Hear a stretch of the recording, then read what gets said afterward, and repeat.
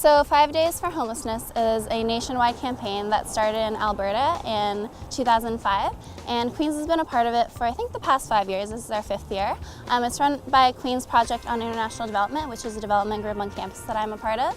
And what we do is we sleep outside for 5 days, 5 nights to raise awareness and sort of bring this aspect of visibility to the issue of youth homelessness within Kingston, because it is a very pervasive issue that a lot of students really aren't aware of, especially because we are in such a close-knit community. We're sort of in this almost bubble that we don't recognize issues such as homelessness within the community. So we're trying to raise awareness and funds, and those funds are being directed towards the Kingston Youth Shelter. So the Kingston Youth Shelter operates 3 different programs, all aimed at either preventing or assisting youth who are experiencing an immediate housing crisis.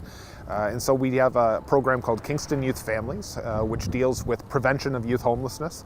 The number one cause of youth homelessness in the Kingston area is family conflict.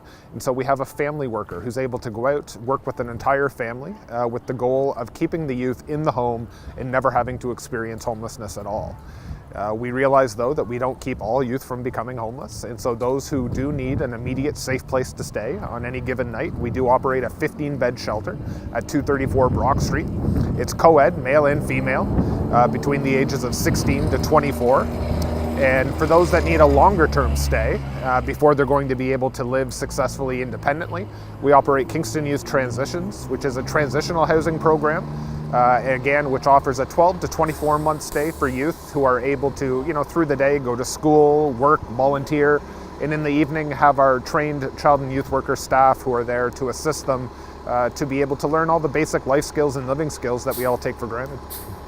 So generally what happens during the campaign is we have quite a few students throughout the day that volunteer even just an hour of their time because they're really passionate about the cause but can't necessarily give 5 whole days to the campaign, and that's completely all right. We generally have about 10 people, and if we have more that's great, sleeping overnight.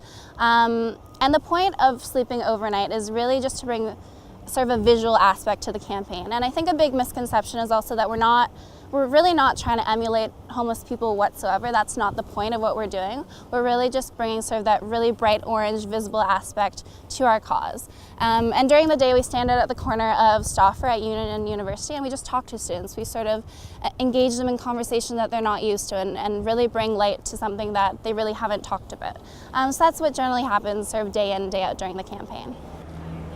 So youth homelessness is far more prevalent than many of us are really aware of. And oftentimes the reason for that being is that it's not a particularly visible population. So media often reinforces the idea that you will know a homeless youth when you see them because they're going to look a certain way and they're going to act a certain way. And in Kingston, that's just not the case. 99% of the youth that we serve and provide services to, you would never pick out walking down the street. And whether that's right here on Queen's campus, with KCBI that operated so close to right here, or in any other high school hallway. And the reason being is that they don't really look any different or act any different because they really aren't any different. They're just the same old kids. Many of them are still in school, who are still within that school age range. Those who are a little bit older could still be working, employed. It doesn't really fit into a lot of the stereotypes that we would typically associate with homelessness.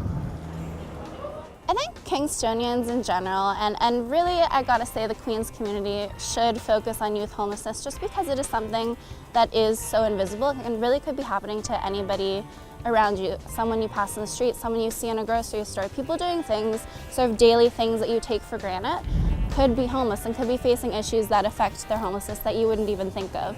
Like I said earlier, we live in such a bubble. We live in this really close-knit university campus community, which is really wonderful, but kind of a lot of the time seems to blind us from issues that are right at our front doorstep. And I think that's why it's so important to talk about it on a university campus in a small, close-knit community such as ours.